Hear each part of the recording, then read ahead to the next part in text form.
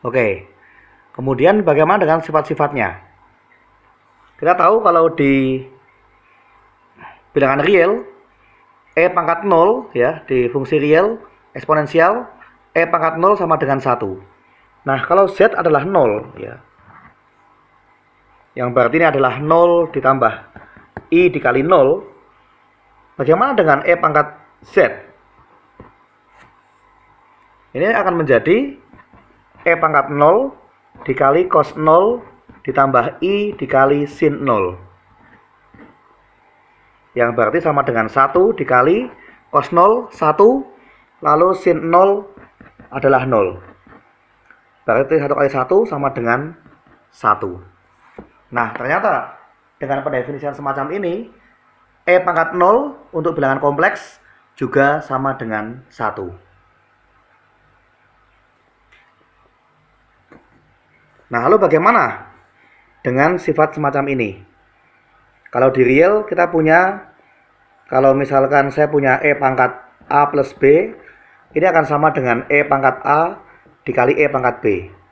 Ya, ini kalau di real ya, ini kalau di sistem bilangan real.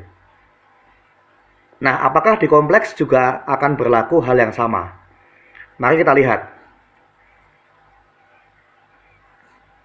Seandainya saya punya Z1, ini adalah X1 ditambah I kali Y1, dan Z2 ini adalah X2 ditambah I kali Y2. Nah, kita ingin buktikan apakah benar bahwa E pangkat Z1 plus Z2 apakah memang sama dengan E pangkat Z1 dikali E pangkat Z2.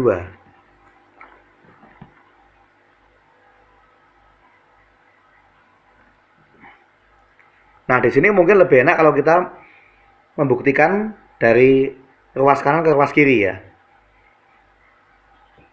Pertama, kalau saya punya E pangkat Z1, saya kalikan dengan E pangkat Z2, ini akan menjadi E pangkat Z1 menurut definisinya E pangkat X1 dikali cos Y1 ditambah I dikali sin Y1. Sedangkan E pangkat Z2 menjadi E pangkat X2 dikali cos Y2 ditambah I kali sin Y2. Ya, supaya mudahkan, ini kan perkalian, ya saya rasa sifatnya komutatif. Saya bisa menggabungkan yang E pangkat dulu, E pangkat X1 dikali E pangkat X2. Lalu yang cos Y1 tambah I kali sin Y1, saya kalikan dengan cos Y2 ditambah I kali sin Y2. Ini berarti menjadi ya cos Y1 cos Y2, I dengan I jadi minus 1, berarti minus sin Y1 sin Y2 ditambah I dikali sin Y1 cos Y2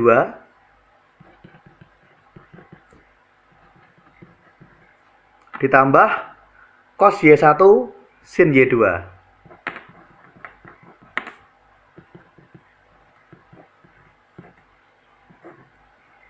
Ya, di sini Anda bisa perhatikan E pangkat X1 kali E pangkat X2, karena ini sama-sama real, ini menjadi E pangkat X1 tambah X2.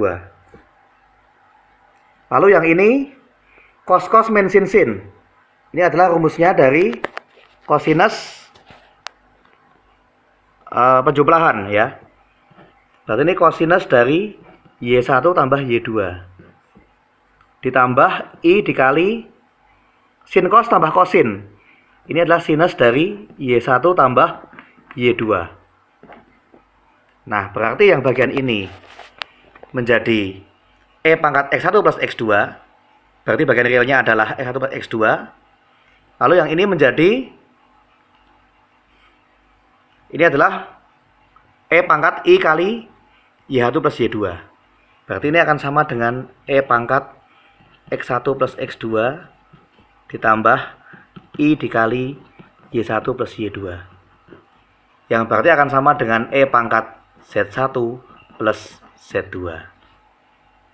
Nah, jadi inilah bukti bahwa ternyata sifat dari eksponensial yang berlaku di real juga dapat diperluas di kompleks.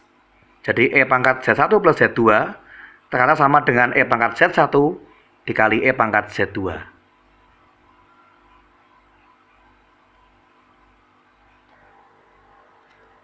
Nah, sekarang kita masuk ke turunan dari E pangkat Z.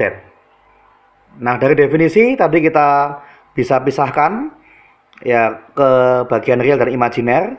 Kita dapatkan bahwa bagian realnya atau yang kita notasikan dengan UXY ini adalah E pangkat X cos Y. Dan bagian imajinernya adalah E pangkat X dikali sin Y. Nah, kita lihat di sini. Ternyata kalau misalkan fungsi U saya turunkan terhadap X, ya, itu saja Anda tahu di sini cos Y dianggap konstan, E pangkat X kembali menjadi E pangkat X. Kalau terhadap Y, cos itu berarti menjadi negatif sin, ya. Berarti men E pangkat X sin Y. Sedangkan untuk Vx turunkan terhadap X menjadi E pangkat X sin Y. Lalu kemudian Vy sin jadi cos E pangkat X cos Y. Nah, ternyata terdapatkan bahwa Ux sama dengan Vy dan Uy sama dengan negatif dari Vx. Ya, Ux sama dengan Vy dan Uy sama dengan negatif Vx. Alias dia memenuhi persamaan Cauchy-Riemann.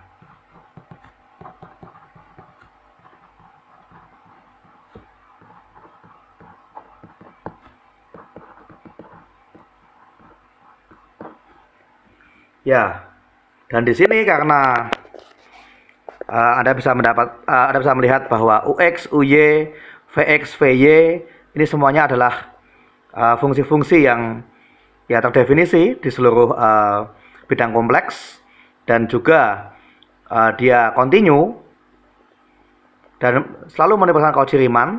Ini berarti E pangkat Z dia analitik atau diferensiabel pada seluruh bidang kompleks. Dan ya, seandainya Fz sama dengan E pangkat Z, maka apa turunannya? Ini kita pelajari di pertemuan sebelumnya. Ini akan sama dengan Ux ditambah I dikali Vx. Atau ini sama dengan E pangkat X cos Y ditambah I dikali E pangkat X sin Y. Yang mana ini tidak lain dan bukan adalah E pangkat Z sendiri. Nah, ternyata kita dapati bahwa fungsi eksponensial E pangkat Z saat diturunkan dia juga tak menjadi E pangkat Z. Jadi sifat ini juga masih berlaku untuk fungsi eksponensial kompleks. Ya, jadi kita lihat di sini dari pendefinisian kita menggunakan gabungan dari eksponensial di real dengan formula Euler, kita mendapatkan E pangkat bilangan kompleks itu seperti apa? Kita dapatkan di sini. Lalu saat kita periksa apakah sifat di real juga berlaku, ternyata E pangkat 0 juga masih sama dengan 1. Dan kemudian E pangkat Z1 tambah Z2 juga sama dengan E pangkat Z1 dikali E pangkat Z2. Artinya sifat ini ya dapat diperluas ke bilangan kompleks. Sehingga pendefinisian tadi ya bisa dibilang merupakan pendefinisian yang make sense. Dan lebih lanjut, saat kita bicara mengenai turunan, ternyata juga betul bahwa komponen real dan imajinernya U dan V memenuhi persamaan Cauchy-Riemann. Dan saat kita cari turunannya, ternyata ini juga akan sama dengan E pangkat Z sendiri. Dan ini mengikuti juga ya keistimewaan fungsi eksponensial di bilangan real, yaitu E pangkat X turunkan juga E pangkat X. Dan ternyata di kompleks, kalau pangkatnya diganti ke bilangan kompleks, E pangkat Z juga turunannya adalah E pangkat Z. Ya, jadi demikian yang dapat saya bahas mengenai fungsi eksponensial bilangan kompleks.